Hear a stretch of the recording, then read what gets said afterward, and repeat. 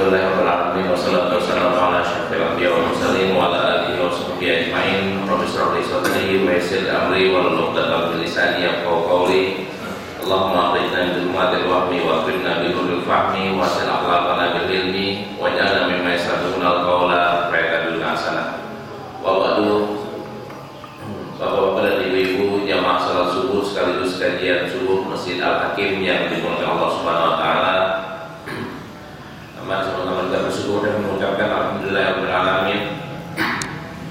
Dengan nikmat yang telah Allah berikan kepada kita banyak banget, iman, Islam, sehat walafiat, bisa ikut melangkah masjid, dan masih banyak lagi nikmat yang tentu kita tidak mungkin menghitungnya.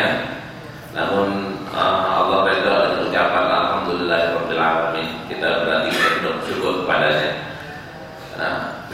Dan terima kasih saya sudah diajak untuk salat subuh berjamaah di sini untuk kedua kali. Ini yang kedua saya ngisi di sini.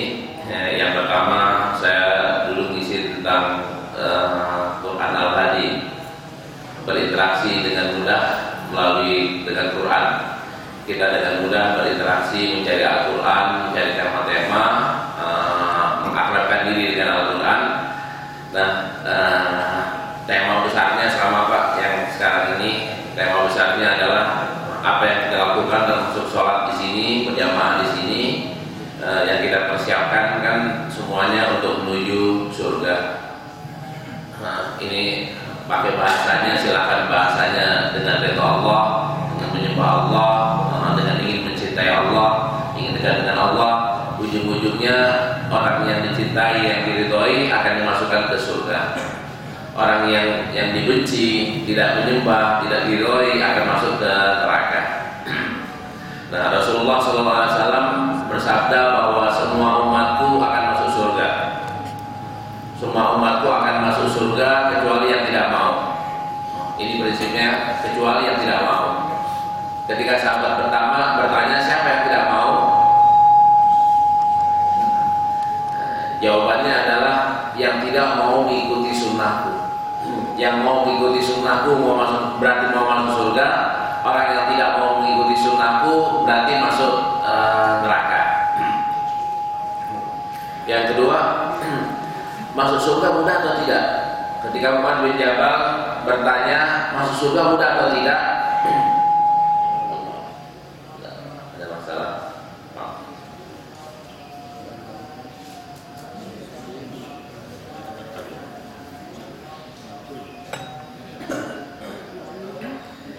Masuk surga mudah atau tidak? Jawabannya adalah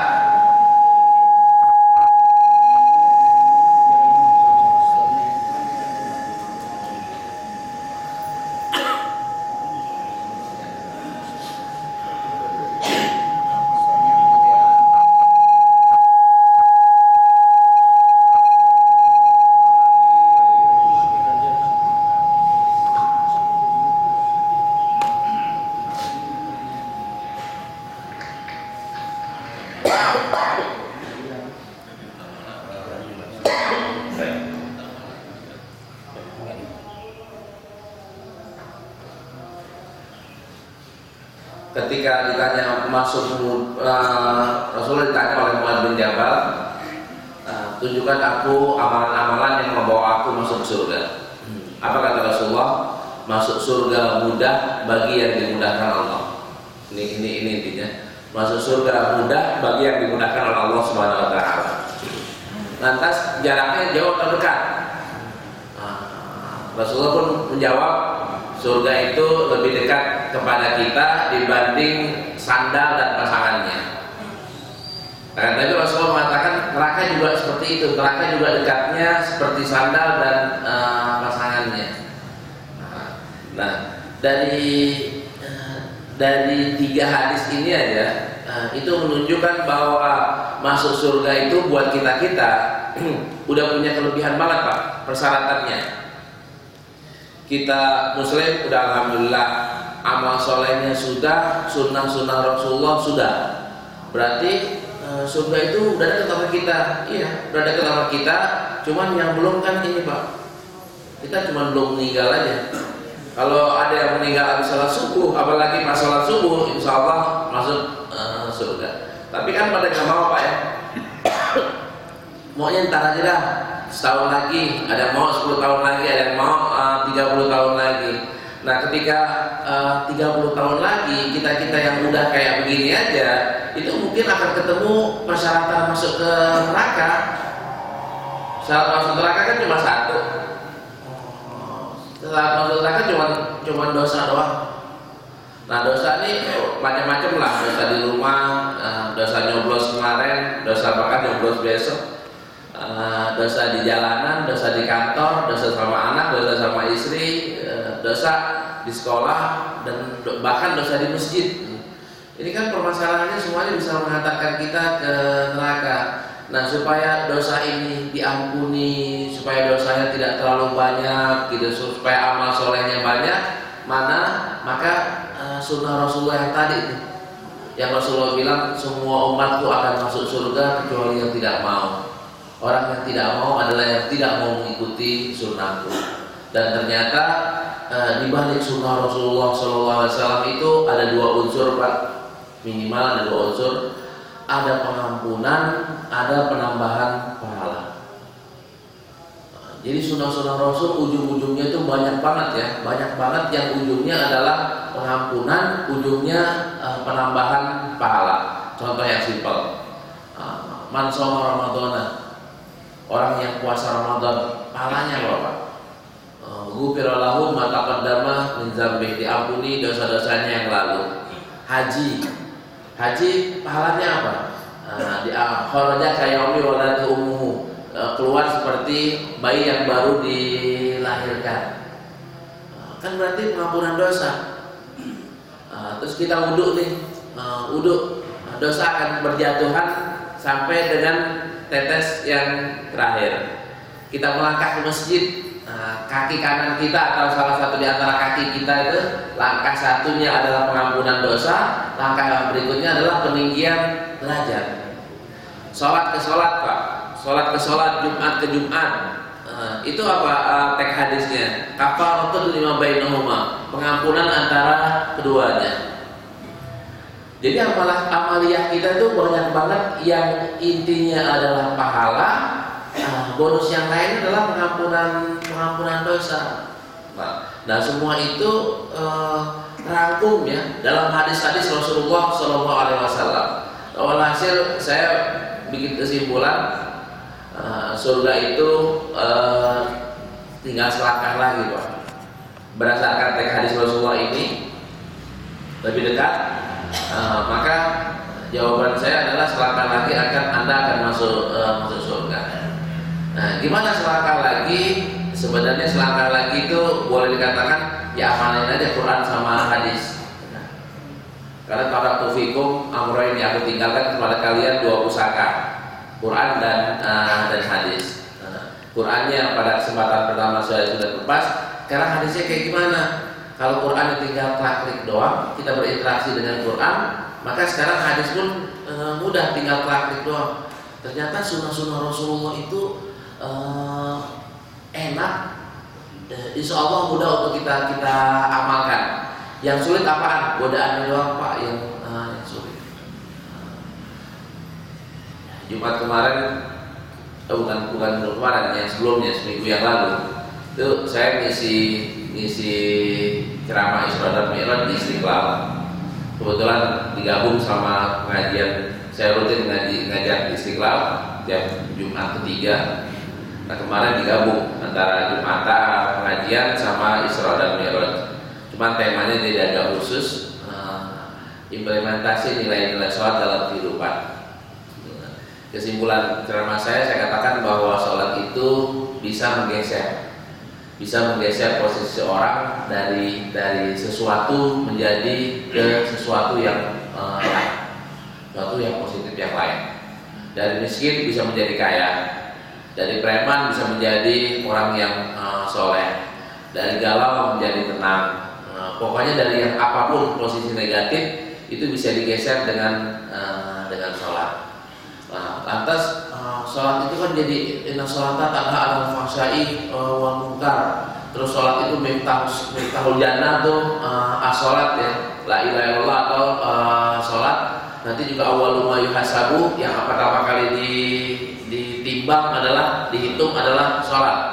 Kalau sholatnya selesai, maka yang lainnya juga selesai. Kalau sholatnya nggak beres, maka yang lainnya juga belum tentu beres. Nah, kok nilai sholat itu begitu besar? Ternyata sholat itu pahalanya luar biasa, Pak. Luar biasa pahalanya sholat. Kita hitungnya jangan sholatnya doang, akan tapi pahalanya juga kita hitung. Setelahnya juga, paskanya juga kita hitung. Perannya, kita wudhu sholatnya berapa tuh Pak? Pahalanya berapa?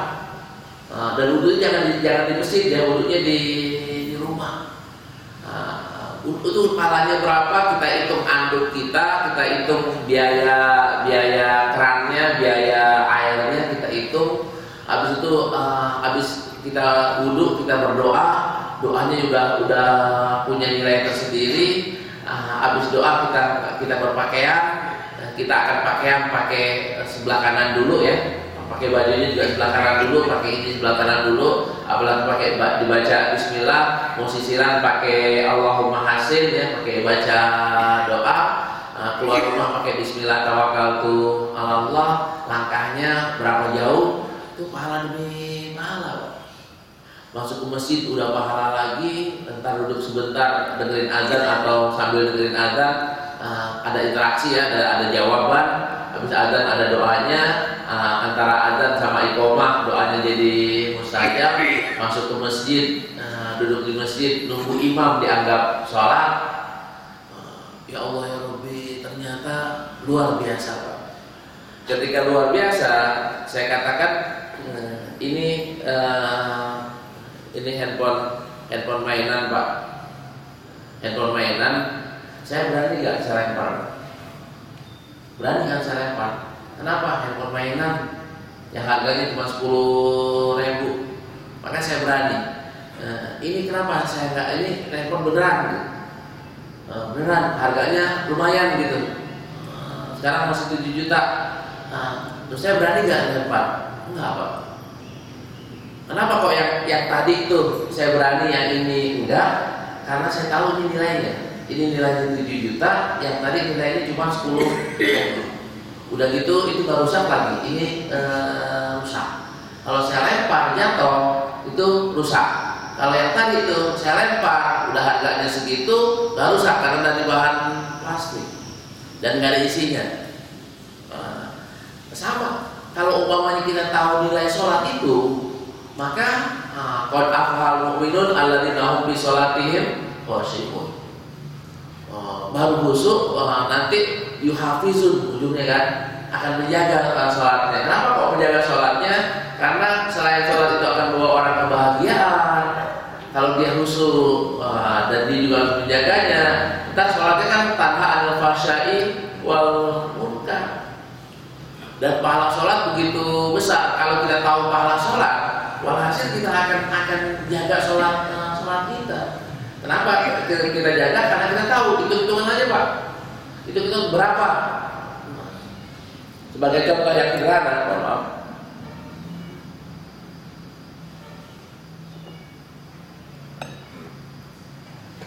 Di tas saya ada duit 1 miliar. Saya pulang Kuningan. Saya lupa ada di sini. Saya balik lagi nggak Pak? Balik Pak. 1 miliar. Atau di amplop ada 1 miliar di tas plastik kayak gini lah. Ketinggalan di sini, jangankan 1 miliar, 10 juta aja saya balik Pak, apalagi 1 miliar. Dan ketika kreseknya itu 1 miliar, saya ketinggalan, saya kan dakdikduk, galau, gelisah. Telepon sini, pengurusnya mungkin saya teleponin semua, tolong pindahin, tolong jagain, tolong. Tapi kalau yang kreseknya itu isinya cuma 10.000, saya udah nyampe di tol, saya balik gak Pak? Kan saya nggak bakal balik, karena nilai.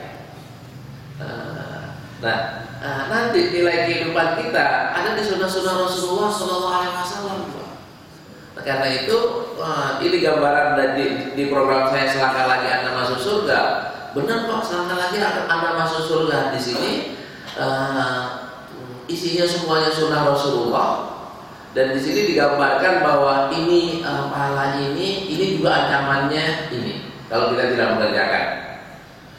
Dan dengan melakukan hal ini, maka insya Allah langkah kita adalah langkah yang menuju surga.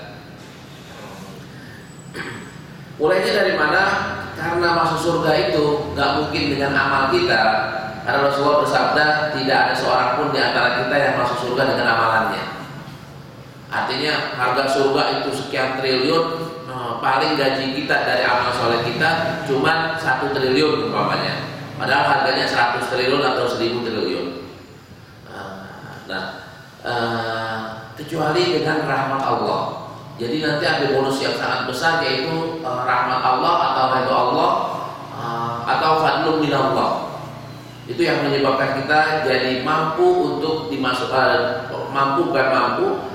dimasukkan oleh Allah ke dalam surganya.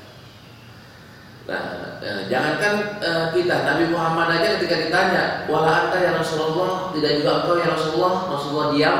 Akhirnya Rasulullah jawab, iya, aku juga tidak bisa masuk surga dengan amalku. Karena itu kalau kita mau masuk surga, mulainya dari mana? Mulainya dengan Bismillah. Apa maksudnya Bismillah? Kita melibatkan Allah Subhanahu Wa Taala. Karena kita semuanya nggak ada yang bisa untuk melaksanakannya sendirian. Kita libatkan Allah Subhanahu Wa Taala dengan Bismillah. Terus kita niatkan lillah, kita lanjutkan dengan tawakal itu Allah. Ini langkah prinsip dasar yang pertama sekali. Niat karena Allah maksudnya kayak apa? Ini niat karena Allah, harus betul-betul karena Allah. Kalau betul-betul karena Allah, apa untungnya? Enak kok kalau niatnya karena Allah. Kenapa kayak begitu? Nggak dikerjain aja dapat pahala? Nggak dikerjain aja dapat pahala. Contohnya apa? Contohnya waktu perang Tabuk, Rasulullah kan perang Tabuk agak jauh tuh Pak. Ke Tabuk, perbatasan Saudi dengan Jordan. Jaraknya dari Madinah sekitar 750 sampai 800 km. Pasukan yang akan dihadapi 300 ribu orang. Dengan pasukan Rasulullah cuma 10 ribu orang. 10 ribu ibu nyiapin airnya kayak gimana Pak? Nyiapin perbekalannya kayak gimana? Itu karena itu dikatakan sebagai jaisul usroh. Maksudnya adalah pasukan yang sulit, yang paling sulit perang adalah itu. Karena yang dihadapin Romawi ya, Romawi kan Amerika sekarang, jumlahnya banyak lagi. Apa kata Rasulullah waktu pulang ya, di perang ini tidak terjadi peperangan karena mereka mengundurkan diri. Udah janjian ketemu di Tabuk, kita berperang di Tabuk, ternyata nggak datang musuhnya. Nggak datang musuhnya kan dianggap menang Pak, KO. Ketika mereka pulang, kata Rasulullah, inna bil madinati larijalan masirtum masirat wala qata'tum wadiyan illa kanu ma'akum habasahumul marad. Sungguhnya di Madinah itu ada beberapa orang yang tidaklah kita melewati satu bukit atau satu lembah atau satu sungai kecuali beberapa orang yang di Madinah itu dapat pahala sebagaimana yang kita peroleh. Pahala kita peroleh berapa? 1 juta, maka mereka pun dapat 1 juta. Lah kan mereka nggak ikut perang, mereka ada di Madinah. Kata Rasulullah, mereka di Madinah karena sakit, padahal awalnya kepengen berangkat. Ini pahalanya. Illa syarquku fil ajri, mereka sama-sama mendapatkan pahala yang sama. Ini niat yang enak juga Pak. Niat yang enak tetap dihitung kalau salah alamat. Salah alamat kita kasihnya salah, kalau niatnya benar tetap dihitung. Contohnya di sini ada hadisnya. Contohnya seorang sahabat punya anak, Yazid sama Ma'an ya, bapaknya Yazid, anaknya Ma'an. Atau terbalik, saya takut keliru, terbalik. Nah, bapaknya pengen sedekah di Madinah itu, kalau kita taruh di pojokan sana lah atau di pojokan sebelah sana itu ada namanya tempat untuk orang-orang sufi. Kalau kita taruh makanan di situ, itu makanan halal, siapa aja boleh ngambil. Kita taruh di situ 1 jam udah habis, jangan marah-marah Pak, karena memang di situ orang boleh ngambil. Nah, ini bapaknya nih taruh duit di situ. Taruh di situ, nawaitunya mau ngasih orang yang miskin ambil dah. Tahu-tahu yang ngambil anaknya Pak, anaknya. Nah bapaknya marah, kok lu yang ngambil? Dia kan anak miskin, Bin. Lalu kalau anak gue, kan saya miskin. Kalau lu mau minta aja, kan bapaknya nggak pernah kasih. Akhirnya diberantem nih berdua, ngadu ke Rasulullah. Ya Rasulullah ceritanya kayak gini. Apa kata Rasulullah? Laka nawaita ya Yazid, walaka akhadta ya Ma'an. Yazid, ini nawaitnya apa? Sedekah. Ma'an itu nawaitnya apa? Ngambil uang sedekah. Ya udah dua-duanya dapat. Sekalipun salah alamat. Termasuk ketika orang sedekah, tahu-tahu yang ngambil sedekahnya pelacur, atau maling, atau orang kaya. Apakah ini jadi batal sedekahnya? Enggak batal. Itu di hadis yang lain ada kayak begitu. Ini niat yang benar tetap dihitung walau salah alamat. Dan Rasul juga mengingatkan awas niat negatif juga akan berdampak negatif. Kalau niatnya udah benar, mulai dari sini udah benar, maka langkah selanjutnya apaan? Langkah selanjutnya adalah perkuat iman. Perkuat iman kita harus tahu apa? Yang kita harus tahu adalah yang pertama dasar hubungan kita dengan Allah. Terus cara meningkatkan hubungan dengan Allah kayak gimana? Nah, ini dasarnya iman, Islam, ihsan, yakin dan tawakal. Iman kita udah tahu, Islam kita tahu, ihsan juga udah tahu. Cuman apakah Bapak tahu cara menggapai ihsan? Nah, ihsan kan ada KW1, KW2 Pak. Ihsan KW1 adalah kita menyembah Allah, kita udah lihat Allah. Tapi ihsan KW2 adalah kita belum melihat Allah, tapi Allah pasti melihat kita. Nah sekarang kita KW1, KW2 Pak. Wayangan kita kan masih KW2 ya. Kita belum nih melihat Allah, tapi pastilah Allah melihat kita. Mau nggak naikin status kita dari KW2 menjadi KW1? Nah di sini caranya tinggal klik. Habis itu tambah yakin dengan tawakal. Nah kalau meningkatkan hubungan kita dengan Allah, caranya kayak gimana? Ini caranya harus dimulai dengan tobat. Kenapa kalau dengan tobat? Di antara kita nggak ada yang bersih dari dosa. Semua kita kotor, semua kita berkelimangan dosa di mana aja banyak ya. Karena itu kalau kita mau mendekatkan diri kepada Allah, mulailah dengan tobat. Mulai tobat, jaga dengan habis tobat, jaga dengan sabar. Mulai tobat, emang tobat kayak gimana? Tobat tuh enak, bisa menghapuskan semua dosa. Tapi dosanya gede. Enggak kok, jangan takut. Allah membuka pintu lebar taubatnya. Ada masih malu? Enggak, Allah gembira dengan taubat seorang hambanya. Anda belum pede? Enggak, Allah menerima taubat orang yang bertaubat, tenang aja. Oke deh kalau gitu. Kalau Anda mau taubat kayak gimana? Kalau ente mau tobat sebaiknya dilakukan tiap hari. Kok tiap hari? Rasulullah aja 70 kali. Masa ente cuma malam Jumat doang atau hari Jumat doang? Harusnya kan ente juga jangan cuma malam Jumat doang. Oke, saya mau tobat. Kalau begitu lapasnya kayak gimana? Nah ini lapas tobat. Ada nggak yang lebih cakep? Ini yang lebih cakep Sayyidul Istighfar. Ada lagi yang lain lagi? Ada kok. Ada. Kalau ada tunda gimana? Tunda sih boleh, asal jangan lewat batas akhir. Batas akhirnya apaan? Ya batas akhirnya kan kematian ya, kematian. Kita tahu nggak kapan kita mati? Enggak. Nah karena itu sekarang aja sebelum kematian yang tiba-tiba datangnya itu menjemput kita. Ini hadisnya, semuanya ada hadisnya Pak. Terus kalau saya banyak istighfar, memang perlu. Manusia akan selalu berdosa karena itu perlu istighfar. Manfaatnya apaan? Ini loh kalau banyak beristighfar. Kalau kita banyak istighfar, maka man lazimal istighfar ja'alallahu lahu min kulli dhaiqin makhraja wa min kulli hammin faraja wa razaqahu min haitsu la yahtasib. Orang yang selalu beristighfar, Allah akan kasih jalannya setiap kali dia punya kesempitan. Setiap ada masalah dikasih solusinya. dan ujungnya ini yang dicari-cari orang, waradaqahu min haitsu la yahtasib, dan akan diberikan rezeki dari pintu-pintu yang dia tidak duga-duga. Lah, ini yang kita cari kan Pak, yang masih level-level kita ini, banyak dari ini yang di ujungnya, waradaqahu min haitsu la yahtasib. Emang bisa beristighfar pakai dapat rezeki? Kan yang rozak Allah, yang ngasih rezeki Allah. Nah, kita hubungan kita sama Allah tinggal lewat pintu doa. Doa kapan saja bisa. Doa pakai bahasa apa aja bisa. Doa meminta apa saja bisa. Ya udah minta yang kita minta. Nah, emang Allah bisa. Allah kan ala kulli syai'in qadir. Kan pakai prosedur. Allah kan fa'alul lima yurid. Kan nunggu musim. Itu kan Allah idza arada syai'an ayatul lahu kun fayakun. Jadi kan gak usah pakai prosedur, pakai gituan. Kalau udah melibatkan Allah, kun fayakunnya berlaku. Nah, itu pakai apa? Pakai keimanan.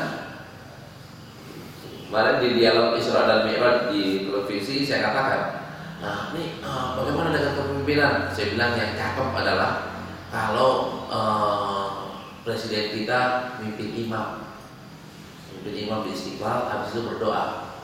Di antara doanya, ya Allah, doa sehusuk seperti Agim lagi baca doa, atau Ustaz Yusuf atau Ustaz Arifin lagi baca doa.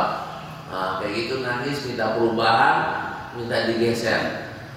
Allah kabulin gitu. Kalau udah pakai doa kayak begini, presiden bisa nangis minta berdoa, diakuin oleh sekian juta umat Islam, maka APBN nggak berlaku lagi. Kenapa? Contohnya kayak apa? Kita perlu APBN 2000 triliun, ternyata pendapatannya cuma 1.500. Kan akhirnya kita hutang tuh. Kita hutang karena dihitung-hitung pajak dan seterusnya cuma dapat 1.500. Saya bilang kalau presidennya kayak begitu, maka sumur gas kita temukan baru. Sumur gas ditemukan baru, sumur minyak ditemukan baru, apalagi ditemukan baru. Ada orang-orang pintar kita menemukan suatu yang baru sehingga dia menghasilkan devisa yang besar. Walhasil pendapatannya bukan lagi 1.500, akan tapi bisa 2.000 tanpa hutang, lewat geseran seorang presiden yang asik berdoa. Ini kalau kita beristighfar semuanya, maka konsep tadi itu Allah Razzaq, Allah Rabbus samawati wal ard, Allah lillahi ma fis samawati wa ma fil ard. Nah, itu akan berlaku, Pak. Berlaku ketika itu kita yakini dan itu terjadi, maka mana yang sulit buat Allah Subhanahu wa taala? Enggak ada yang sulit buat Allah Subhanahu wa taala. Ini baru istighfar. Terus masih belum pede juga. Ini loh, dengerin cerita orang yang taubat. Ada orang bunuh 99 orang, taubatnya diterima. Ente udah bunuh berapa orang? Belum sih. Kalau belum, apalagi belum. Insya Allah taubatnya mah diterima. Ada lagi sahabat yang tidak ikut perang, taubatnya diterima. Sahabat yang berzina, taubatnya diterima. Orang yang pernah saling membunuh, taubatnya diterima. Nah itu mah baru begitu aja mah, insya Allah taubatnya diterima. Nah, karena taubat itu nggak enak, Pak. Karena taubat harus dijaga dengan sabar. Taubat harus dijaga dengan sabar. Karena sabar itu cahaya. Sabar itu anugerah yang terbesar. Sabar itu keistimewaan orang mukmin. Nah, sabar itu kapan kita bisa ketahuan sabar? Ya, sabar dilihat di awal kejadian. Oh, saya pengen sabar. Ya, awalnya harus berusaha sabar. Saya nggak bisa, berusaha aja sabar, nanti bisa sabar. Terus apa enaknya kalau sabar? Sabar yang sempurna bisa membawa penyabarnya ke surga. Terus Pak, itu kalau yang gede, kalau yang kecil, sabar sekecil apapun juga tetap berpahala. Aduh, gak enak sabar. Ketahuilah kalau ente nggak pernah sabar, ente nggak bakal bisa menjadi orang besar. Karena Allah jika ingin meninggikan seorang, maka akan diuji kesabarannya dan dia menjadi orang yang sabar. Udah gitu, orang yang kuat adalah orang yang sabar. Doanya apaan? Nih, doa agar tidak mudah menjadi marah, Nah ini sebagai contohnya cerita orang-orang yang sabar. Rasulullah orang yang sabar, sahabat banyak yang sabar, nabi-nabi yang sebelumnya juga para nabi yang sebelumnya juga para penyabar. Kalau udah sabar, sambungannya apaan? Kalau udah sabar harus syukur. Karena kalau tobat tanpa sabar nggak mungkin, dia akan balik lagi. Tobat tanpa sabar, tobat plus sabar tanpa syukur, gampang kecoleknya balik lagi. Tapi kalau udah ini taubat, sabar, syukur, apalagi ditambah dengan muraqabah, ini sulit untuk balik ke asal karena dia sudah berubah menjadi orang yang takwa. Kalau orang yang sudah taubat, ditambah sabar, ditambah syukur, ditambah punya perasaan Allah selalu melihat dia, maka posisi dia sudah pindah Pak. Dari orang-orang biasa-biasa saja, orang muslim begitu aja, akan tapi udah berubah menjadi orang yang bertakwa. Kalau orang yang bertakwa enaknya apaan? Ini kalau pengen jadi orang yang bertakwa silakan berdoa, bertakwalah kepada Allah, bertakwalah kepada Allah di mana saja kamu berada, dan manusia yang terbaik adalah manusia yang bertakwa. Enaknya apa? Enaknya adalah waman yattaqillaha yaj'al lahu makhraja wa yarzuqhu min haitsu la yahtasib. Orang yang bertakwa kepada Allah Subhanahu wa taala, masalah apa saja pasti bisa diselesaikan, pasti ada jalan keluarnya. Udah gitu rezekinya nggak kurang-kurang Pak. Mau beli apa aja ada, mau pengen apa aja ada. Itu orang yang bertakwa. Ustaz, kalau misalnya saya apa-apa susah berarti saya belum bertakwa dong? Iya, belum bertakwa. Tapi kan banyak ustaz juga nggak kayak orang yang justru yang tidak ustaz yang kayak. Ada perbedaan Pak ketika masalah harta. Ustaz yang beneran itu nggak kepengen punya harta banyak, kepengen berbagi banyak. Ketika dapat duit, ya kebanyakan Allah cuma numpang lewat. Dapat Aisyah dapat rezeki gusuran yang istri Rasulullah yang gusuran pertama tuh Aisyah Pak. Atau ceritanya gitu. Aisyah kan rumahnya kan di dalam masjid kan, atau di pinggir masjid.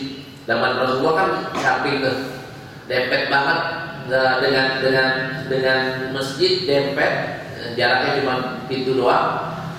Pas masjid mau dilebarin zaman zaman Muawiyah itu rumahnya Aisyah, rumahnya Rasulullah, makam sekarang itu dibeli.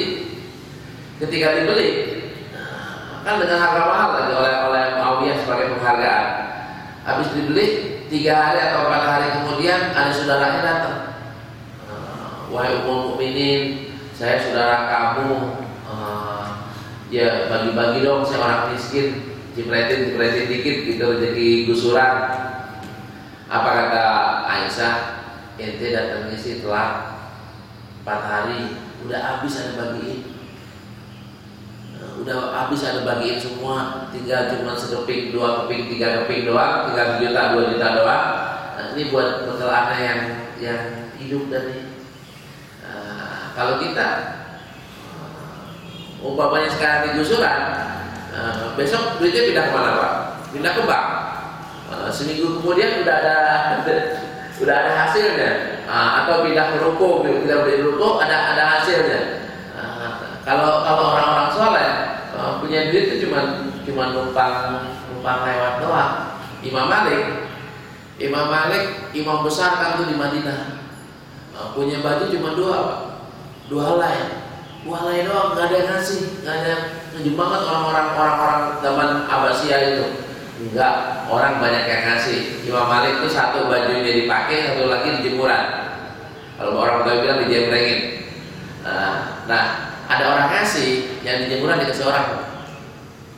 Ini yang dipakai dicuci, yang orang ngasih dipakai.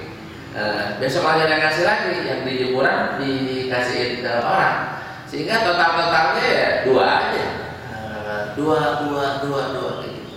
Nah kalau kita simpen akhirnya kita punya 30 pasang. Ini orang yang bertakwa. Kalau udah bertakwa hiasi dengan tawakal. Kalau udah tawakal, maksudnya apa sih tawakal? Ini tinggal kita lihat di sini ya. Tawakal pakai pernyataan, Pak. Kan kita keluar disuruh baca bismillah, tawakal itu Allah. Kita disuruh hasbunallah wa ni'mal wakil. Tawakalna Allah wala haula wala quwata illa billah. Apa enaknya orang yang tawakal? Wa man yatawakkal 'ala Allah fa huwa hasbuh. Kalau Qur'annya kan gitu ya. Wa man yatawakkal 'ala Allah fa huwa hasbuh. Kalau yang orang yang bertawakal pada Allah, maka cukuplah Allah sebagai jaminannya. Nah, Allah bisa apa? Allah ala kulli syai'in qadir. Lagi-lagi Allah ala kulli syai'in qadir. Allah punya apaan? Lillahi ma fis samawati wa ma fil ardh. Terus Allah pakai APBN, pakai APBD, ya Allah fa'alun lima yurid. Nunggu waktu enggak, tidak arada syai'an ayatul lahu kun fayakun.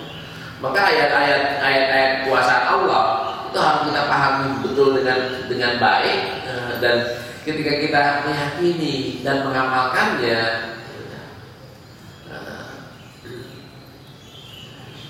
ini enaknya orang yang bertawakal itu akan dimasukkan ke surga. Nanti yadkhulul jannata aqwamun afidatuhum mithlu afidatit tayr, akan masuk surga kelompok-kelompok orang yang mulutnya itu seperti mulutnya burung. Burung kan nggak pernah berhenti. Nah, ini dikatakan mulutnya selalu berzikir. Di hadis yang lainnya, orang yang bertawakal enaknya, kalaulah kata Rasulullah, kalaulah kalian itu pada bertawakal kepada Allah sebenar-benar tawakal, la razaqakum kama yarzuqut tayra. Kamu akan diberi rezeki sebagaimana burung diberi rezeki.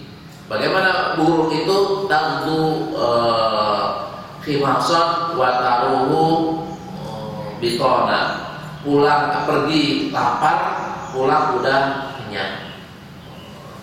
Ini manfaat atau pahala buat orang-orang yang bertawakal. Kalau udah tawakal Rasul kayak gimana? Tinggal klik aja tawakalnya Rasulullah itu kayak gimana ceritanya. Terus kalau udah tawakal, pertahankan dengan istiqomah. Jaga dengan istiqomah. Ini kan udah kita pilih, Pak. Taubatnya udah, sabarnya udah, syukurnya udah, muraqabahnya udah, takwanya udah, tawakalnya udah. Iya, Pak, udah jaga lempengnya. Nah, ini baru awal, Pak. Ini baru meningkatkan hubungan kita dengan Allah. Kalau untuk menjaga keimanan, Ustaz, kita udah di sini, Ustaz. Bagus. Tinggal jaga teori sunnahnya kayak gimana? Ini untuk teori sunnahnya selalu melihat ayat Allah. Teori sunnahnya segera melakukan kebaikan. Nah, kalau melakukan kebaikan, lakukanlah kebaikan itu dengan sungguh-sungguh. Jangan menjadi orang yang lalai. Pengen lihat contohnya? Ini loh potret mujahadahnya Rasulullah. Ini loh potret mujahadahnya para sahabat. Kalau Rasulullah yang ketop ya, Rasulullah kan sholat tahajudnya sampai kakinya sebutan lah bahasa kita, saking iniannya. Mujahadah para sahabat juga ada yang sampai nggak mau mencolek istrinya, sampai mau puasa tiap hari, sampai kepengen tiap malam selalu tahajud dan qiraatul Quran. Baik, kalau terus meningkatkan kualitas takwa kayak gimana? Kalau itu menjaga keimanan, ini meningkatkan kualitas takwa. Ayo kita perbanyak zikir, terus perbanyak amalan sunnah. Kalau udah perbanyak amalan sunnah, kita akan meraih cinta Allah. Kalau udah gitu, kalau kita udah meraih cinta Allah, kita akan meraih juga cinta Rasulullah SAW. Enaknya apa sih mencintai Allah dan Rasulnya. Ini loh nikmatnya mencintai Allah dan Rasulnya. Kita klik ya, nikmatnya mencintai Allah dan Rasulnya. Kita baca hadisnya. An Abi Hurairah radhiyallahu anhu qala Rasulullah sallallahu alaihi wasallam, inna Allah ta'ala qala man adali waliyan faqad adantuhu bil harbi wa ma taqarraba ilayya 'abdi bi syai'in ahabba ilayya mimma taradtu alaihi ma yadalu 'abdi yataqarrabu ilayya bin nawafil hatta uhibbahu fa idza ahbabtuhu kuntu sam'ahu alladhi yasma'u bihi wa basarahu alladhi yubsiru bihi wa yadahu allati yabtishu biha wa rijlahu allati yamshi biha wa in sa'alani a'taituhu wa la in sa'alani u'idannahu. Rahul Bukhari. Ini Allah berfirman dalam hadis qudsi ini, barang siapa yang nyolek-nyolek, yang ganggu-ganggu waliku, maka dia udah mengumpul dan perang, udah ngajakin berantem. Kalau orang tahu bilang berani nyolek-nyolek berarti udah ngajakin berantem. Supaya jadi wali kayak gimana? Supaya jadi waliullah, caranya adalah tidaklah seorang hambaku mendekatkan diri kepadaku lebih aku cintai daripada dia mengamalkan sesuatu yang aku sudah wajibkan. Nih, kalau mengamalkan yang diwajibkan oleh Allah, pahalanya atau puncaknya adalah akan disenangi Allah. Dan tidaklah seorang hambaku mendekatkan diri kepadaku sampai mendekatkan diri kepadaku dengan hal-hal yang sunnah sampai akhirnya aku mencintainya. Nah ini kalau kita pengen dicintai oleh Allah, maka kita harus mengamalkan sunnah-sunnah Rasulullah. Sebanyak apa? Ya sebanyak yang kita mampu. Kalau udah sampai batasan minimal untuk dicintai oleh Allah, kalau udah sampai kayak gitu, maka aku akan menjadi pendengarannya, aku akan menjadi penglihatannya, aku akan menjadi kakinya, aku akan menjadi tangannya. Bukan wahdatul wujud, akan tapi gerak semuanya adalah sesuai dengan syariat Islam. Terus enaknya apaan? Cuma kayak gitu nggak enak.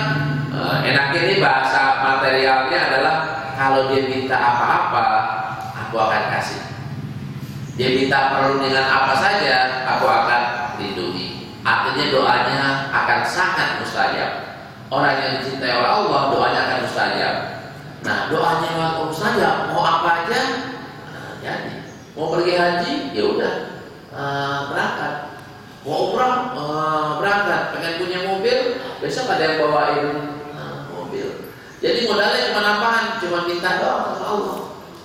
Allah akan ngasihnya lewat apaan? Tadi Pak, lewat fa'alul lima yurid, lewat kun fayakun, lewat ida arda syai'an tadi. Ya begitu. Ini enaknya kalau orang udah dicintai oleh Allah Subhanahu wa taala. Ini kok enggak ada punya rumah. Yang punya rumah tinggal minta doa. Punya istri tinggal minta doa. Mau minta apa lagi? Tinggal minta doa. Kan jaminannya semua permintaannya akan dikasih. Cuman kan kalau orang udah menjadi soleh, permintaannya bukan lagi duniawi, Pak. Mintanya adalah pengen kuat beribadah, pengen lebih khusyuk lagi sholat, pengennya selalu menyantuni anak yatim, selalu ikut bahu-bahu menyebarluaskan agama Islam. Walhasil karena permintaannya itu nggak ada permintaannya, ya Allah berikanlah saya 1 gedung apartemen, ya Allah berikanlah saya 10 mobil, ya Allah berikanlah saya 4 istri. Itu jarang yang waliullah yang mintanya kayak gitu, Pak. Akibatnya apa? Yang wali-waliullah itu kelihatannya orang miskin, Pak. Kelihatannya orang miskin, padahal dia mau apa aja ada atau bisa. Ini hidayah beriman. Nah, garis-garis besar yang lainnya, kalau udah perkuat iman kita udah kuat, jangan lupa perluas ilmu. Udah ilmunya udah ada. Salah.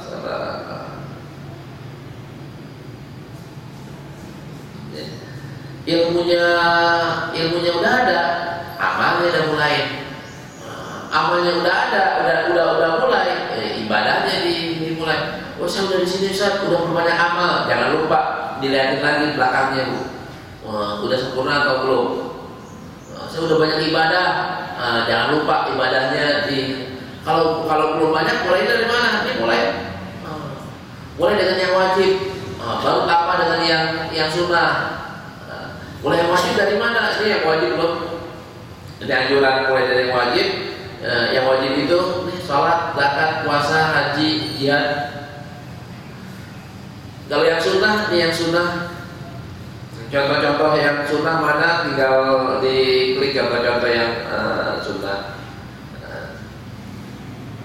Terus kalau udah ini ya jaga. Habis jaga ibadahnya, tingkatin. Habis tingkatin, ya, kalau tingkatin, jangan lupa, jangan sampai menambahnya dengan suatu yang bid'ah. Habis kayak begitu, jangan cuma soleh sendiri, Pak. Kalau kita udah soleh, jangan cuma soleh sendiri, akan tapi ajak keluarga kita menjadi orang yang soleh juga, ajak tetangga kita menjadi orang yang soleh juga, ajak lingkungan kita menjadi orang yang soleh juga. Ini perbanyak ibadah. Terus kalau mau bermuamalahlah dengan benar. Kalau pengen bersosial dengan santun. Maksudnya bersosial dengan santun, hubungan antar manusia itu sunnah-sunnahnya. Prinsip dasarnya apa? Prinsip dasar hubungan antar manusia, jangan ada kezaliman. Tempatkan orang sesuai dengan tempatnya. Yang muda menghormati yang tua menyayangi yang muda. Dan harus diketahui bahwa fitnah terbesar buat laki-laki adalah perempuan. Fitnah terbesar buat umat adalah harta. Kalau hubungan kita dengan muslim, gimana tuh etikanya? Ini loh etikanya nih. Etikanya, konsep dasarnya muslim itu bersaudara. Perumpamaannya seperti apa? Tinggal diklik. Hak-haknya seorang muslim apa? Ini hak-haknya. Ada riwayatnya yang 5, ada riwayat yang 6, ada riwayat-riwayat yang lainnya. Kalau kewajiban muslim kepada muslim, ini kewajibannya. Kewajiban mencintai sama muslim. Kewajiban membela baik yang zalim maupun yang dizalimi. Kewajiban untuk aib orang muslim. Kewajiban membantu kebutuhan orang muslim. Larangannya tinggal klik. Enaknya apa kalau mencintai orang muslim? Tinggal klik. Kalau dengan tetangga, ini dengan tetangga. Dengan tetamu, ini dengan tetamu. Dengan non muslim, ini loh dengan non muslim prinsip-prinsipnya. Kalau dalam negara dan seterusnya. Kalau suami istri, ini Bu, suami istri. Hubungan suami istri. Hubungan itu melalui pintu nikah. Boleh juga tunangan terlebih dahulu. Kalau mencari istri, ini loh kriterianya cari istri. Cari suami, ini loh kriteria suami yang baik. Ini cari istri yang baik adalah tunkahul mar'ah li arba'in. Wanita itu hendaknya dipilih melalui 4 pintu yang biasa orang lakukan. Akan tapi yang disaranin adalah falsafah bidatin talibat jadaga. Pilih yang agamanya bagus, nanti akan enak. Nah, Bapak-bapak sekalian, ini prinsip-prinsipnya. Semua ini sudah ada di Android sini, Pak. Androidnya gratis. Silakan download di Play Store gratis. Kuncinya Ustaz Ganjar Haris.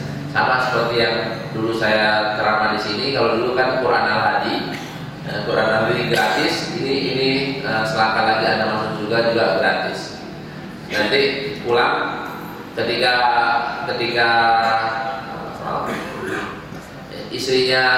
istrinya marah-marah, kasih lihat ini aja. Kewajiban mama nih, harus mentaati suami, harus melayani suami. Mamanya jawab, Pak, nih kewajiban papa nih, harus menafkahi, harus memperlakukan istri dengan baik, harus memaklumi kekurangan istrinya. Tapi tapi mama harus ini dong, harus melayani suami dong. Ini kewajiban. Salam dari Rasulullah. Ini dia nih. Harus mentaati, harus melayani. Kan enak Pak.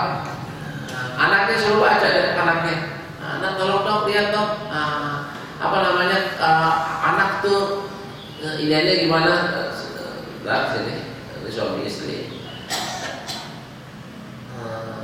Kewajiban anak yang mana? Ini kewajiban anak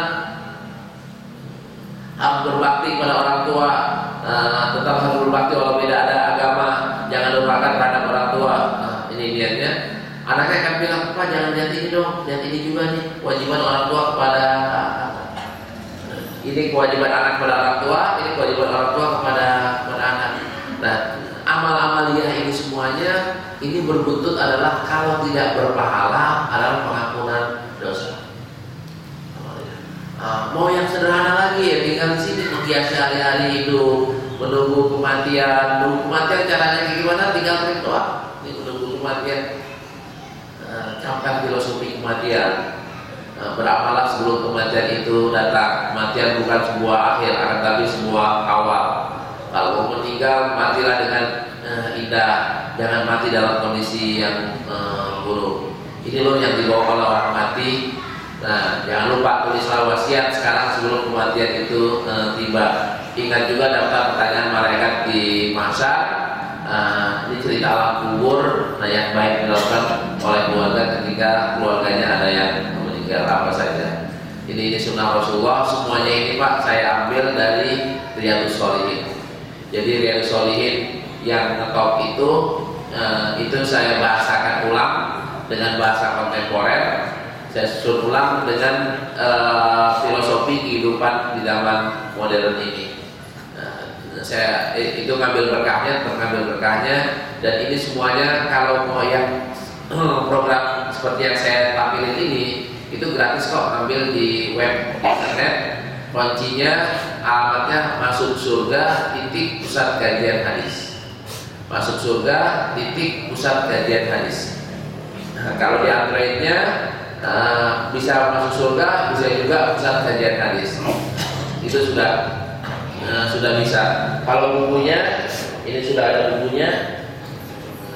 Ini bukunya selangkah lagi Anda masuk surga. Atasnya dibilang jangan baca jika tidak ingin masuk surga. Hadiah terbaik buat keluarga kita ini Pak. Ketika Bapak kasih istrinya, "Mah, hadiah ulang tahun." Selangkah lagi, masuk surga selangkah lagi ya. Asal nggak melintang itu mentaati suami, melayani suami. Kan itu niatnya.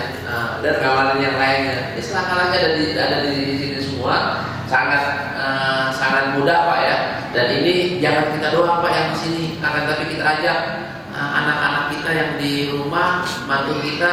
Caranya mau yang gratis pakai ini aja Pak, pakai Android aja.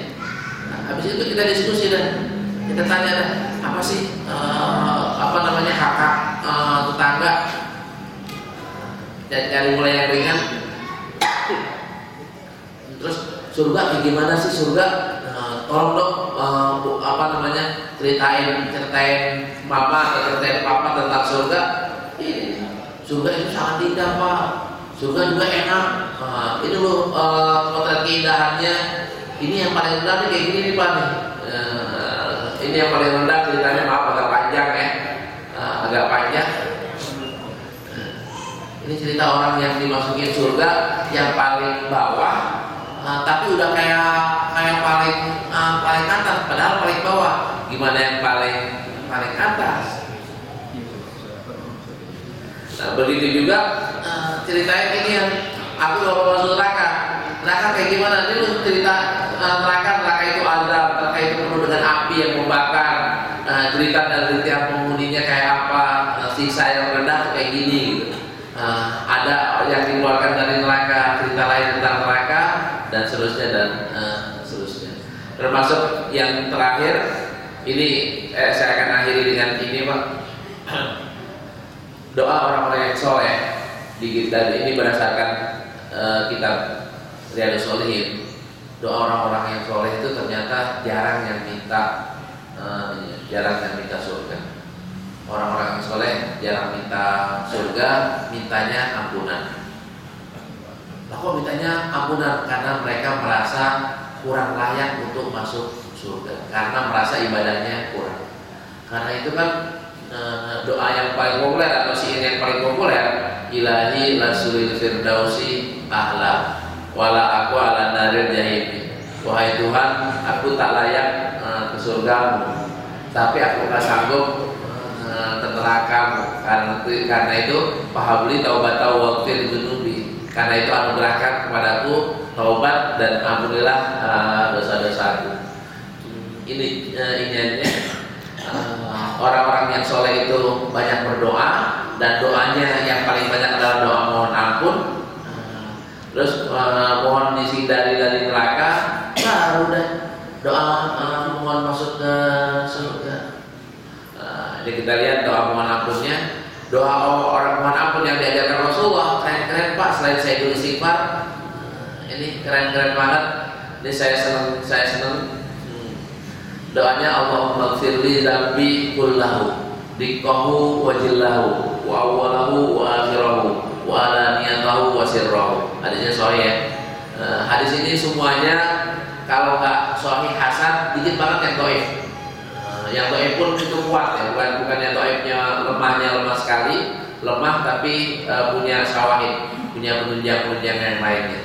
Nah, doa yang ini, ya Allah ampunilah dosa-dosaku. Dosa yang mana? Semuanya ya Allah.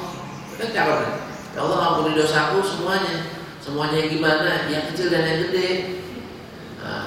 Terus yang awal dan yang akhir. Yang dulu yang masih SMA, yang masih SMP juga, SMP udah balik. Yang masih SMP juga, apalagi yang masih kuliah ya Allah.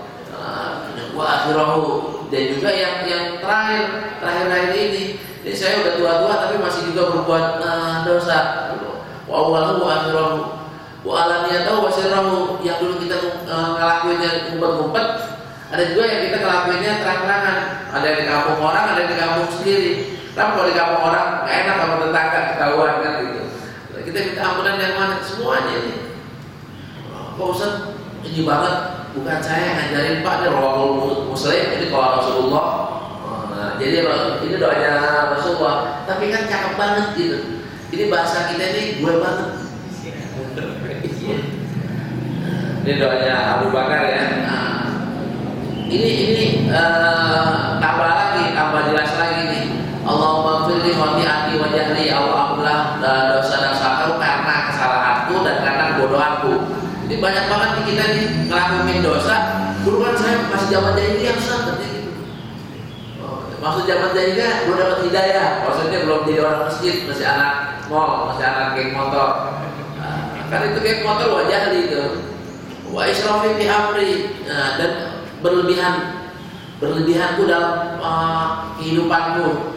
Ini kita di sini siapa Pak yang nggak israf? Apalagi yang tinggalnya di BSD City, rata-rata israf. Kenapa Ustaz? Termasuk saya israf. Kita punya baju berapa Pak? Punya kain berapa? Iya kan, kalau kita balik Imam Malik yang punya cuma dua pasang, mobil kita berapa? Banyak banget pakaian barang yang tidak kita gunakan. Piring kita berapa Pak? Piring ada yang setahun sekali doang dipakai. Ini israf atau bukan? Bahasa Islamnya ini israf. Bahasa Islamnya israf. Tapi kan saya punya duit Ustaz.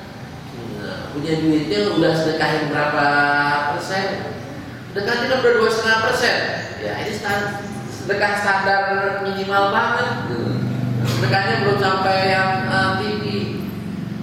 Tapi kan udah melaksanakan kewajiban, ya siap-siap aja masuk surganya paling terakhir. Mau gak masuk surganya paling akhir? Kan enggak. Kita kan pengennya duluan. Kalau maunya duluan, cakepin dong yang sebelah sananya. Jangan cuman kita menyiapkan atau memenuhi semua kebutuhan kita, tapi kita lupa untuk membantu kebutuhan orang lain. Wa ma anta lahu bihi, dan banyak lagi dosa-dosa yang kau lebih tahu ya Allah. Allahumma firli wa ajli, ya Allah. Dosa kan ada yang kita lakukan secara sepakat, ada yang kita lakukan secara malas-malasan gitu ya. karena nggak enak banyak teman. Ini kan ada di sini. Wa qai wa amni, dan sengaja dan tidak sengaja. Wa kullu zalika indi, dan semua model itu ada. Kita model dosa yang mana Pak? Kita nggak ada Pak kita. Dosa semuanya kan ada. Mungkin jenis apa amaliannya belum. Pak, saya belum pernah berzina, Ustaz, saya belum pernah duduk. Iya. Tapi kan dosa yang lain banyak. Karena ini kita minta Allahumma qbil ma qadamtu wa ma akhartu wa ma asrartu wa ma a'lantu wa ma anta a'lamu bihi minni. Ini yang aku sembunyiin, yang aku jelasin, yang dulu, yang sekarang, dan apa yang kau tahu dan aku tidak tahu. Maksudnya kita nggak merasa Pak, kita kira nggak dosa, tahu-tahu itu dosa. Ini banyak Pak, kita kira nih nonton sinetron itu nggak dosa, padahal kita tanpa sengaja kita lihat paha di situ, karena pemainnya pahanya kelihatan. Nggak tanpa sengaja kita melihat bahwa, maaf nih buat laki-laki, gunungnya kelihatan kegedean gitu. Ini kan kita komentar, lihat Jupi udah komentarnya udah beda. Yang perempuan gitu juga, ngelihat Raffi Ahmad mungkin komentarnya beda. Coba laki gue yang kayak begitu, kayak gitu. Iya. Nah, hal-hal yang itu banyak banget kita nikmati itu. Berapa kali kita nonton sinetron. Nah, itu kita minta ampun kepada Allah Subhanahu wa taala. Antal muqaddimu ya Allah, wa antal muakhir, Engkau yang pertama dan Engkau yang terakhir. Wa anta ala kulli syai'in qadir. Wa anta ala kulli syai'in qadir, ini pujian yang cakep banget ya. Kan dosa kita banyak, apa iya Allah bisa maafin? Tenang aja, Allah ala kulli syai'in. Nah, ini mungkin yang dapat saya sampaikan. Saya nggak tahu masih mau dibuka pertanyaan. Sudah. Ada Ustaz pertanyaan? Iya. Satu dua. Iya, silakan.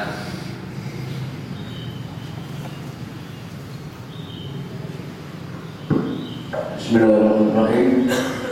Assalamualaikum warahmatullahi wabarakatuh. Waalaikumsalam. Nama saya Terus ada. Nama saya Alexander dari Amerika, kalau di Serpong Tangsel Iskandar. Singkat aja pertanyaannya Pak. Ya. Ustaz, tadi dipaparkan masalah mahabbah kepada Allah. Ya. Ada pertanyaannya, adakah cinta terlarang atau forbidden love yang tadi diistilahkan oleh Benda Wujud dan Ustaz tadi sebutkan? Ya. Kalau kita ketahui itu ajarannya seksi tidak yang sampai dieksekusi oleh 9 wali itu. Ini bagaimana kita supaya tidak ke arah Benda Wujud itu? Terima kasih. Saya kira itu. Assalamualaikum warahmatullahi wabarakatuh. Bahasa sastra kalau kita terjemahin pakai bahasa harian itu banyak salahnya Pak ya. Lagunya Ebit itu banyak banget orang-orang tua di Betawi yang bilang, lu jangan dengerin tuh, itu syirik tuh. Tanyalah pada rumput yang bergoyang. Masa rumput kita suruh nanya pada rumput yang bergoyang? Kan pakai bahasa ini. Nah, orang sufi juga kadang-kadang ngomongnya itu tidak standar. Dia sesuai dengan kelasnya dia Pak. Makomnya dia. Nah, makomnya dia kadang-kadang kita tuh salah paham, apalagi level kita. Kalau umpamanya kita di sufi itu tingkat yang atas, tingkat ma'rifat, kita baru tingkat hakikat. Bahkan kita belum tingkat hakikat Pak. Kita tingkatnya lebih bawah lagi tingkat syariat. Kan jadi ngomong kadang-kadang salah. Nah, buat orang yang sudah sampai ke atas, tahu-tahu tempatnya tidak, jangan ngomong di tempat yang awam pakai bahasa tasawuf. Ya tadi itu kuntu samahu, itu kan Rasulullah yang bilang ya, Allah yang bilang dalam hadis yang qudsi. Maka gerakannya itu bukannya dia adalah Allah, aku adalah Allah, bukan. Akan tapi udah sesuai syariat banget gitu. Langkah-langkahnya udah sesuai syariat. Sama seperti Aisyah bilang akhlaknya Rasulullah adalah Quran. Mau lihat apa sih akhlaknya Rasulullah? Gimana sih akhlaknya Rasulullah? Lu baca aja Quran akan kelihatan tuh alatnya Rasulullah. Karena Aisyah bilang qul Quran. Quran kan firman Allah kan nggak bisa dipisahin. Berarti Nabi Muhammad Allah. Ya nggak begitu. Nggak begitu. Kalau kita pahami itu secara salah, dia bisa jadi salah paham. Begitu juga dengan hadis yang tadi itu. Kalau kita pahami secara salah, kita akan menuduh hadis ini palsu karena kita salah paham. Nah, supaya nggak salah paham, posisinya ini bahasa tasawuf, kita pahami dengan bahasa tasawuf. Bahasa yang syariat kita pahami pakai bahasa syariat, bahasa hakikat kita pahami pakai bahasa beri aja. Beri apaan? Nah, kan bahasa beri kan preman kan beda Pak. Pukul gitu. Kalau beri aja. Kita apaan? Sedekah. Kalau preman udah udah beda ini aja. Jadi mungkin itu Pak. Kita memahami sesuai dengan bahasa si pengucapnya. Ya. Baik. Saya rasa kita cukupkan ya. Baik, ini mungkin dapat saya sampaikan. Mudah-mudahan ada manfaatnya.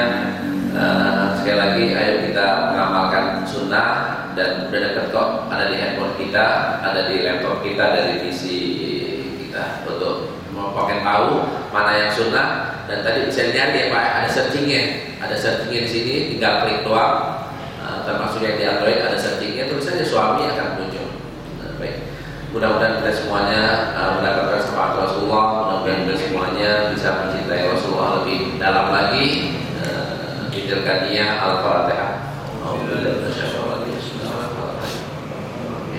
Ar-Rahman-Ar-Rahim. Maliki yaumiddin. Iyyaka na'budu wa iyyaka nasta'in. Shiratal mustaqim. Shiratal ladzina an'amta 'alaihim ghairil maghdubi 'alaihim waladdallin. Muhammadin karim, Muhammadin rahim. Ya Allah ya Rahman ya Rahim. Dan ya Rabbi ya Madinah ya Rabbana lakal wa ya Qadi jalan terima sultan. Allahumma shalli ala Muhammad wa ala alihi wasallam. Allahumma inna la dzikrika wa syukrika wa husni ibadatik wa la taj'alna minal ghafirin. Allahumma inna nas'aluka ridha wa jannah wa na'udzubika min sakhatika wan nar. Ya Allah, ampunilah segala dosa dan kesalahan kami. Ya Allah, bimbinglah kami jalan yang Kau ridhai. Ya Allah, jadikanlah kami orang-orang yang mencintai sunnah Nabi-Mu ya Allah. Orang mencintai Al-Quran ya Allah. Orang yang mau mengamalkan perintah Al-Quran ya Allah. Orang yang mau mengamalkan sunnah-sunnah Rasul-Mu ya Allah. Ya Allah, jadikanlah cinta kami kepada-Mu dan cinta kami kepada Rasul-Mu lebih daripada cinta kami kepada yang lainnya ya Allah. Ya Allah, berikanlah kami rezeki untuk mendapatkan syafaat Rasul-Mu ya Allah, untuk mendapatkan syafaat Al-Quran, untuk digabungkan bersama para orang yang soleh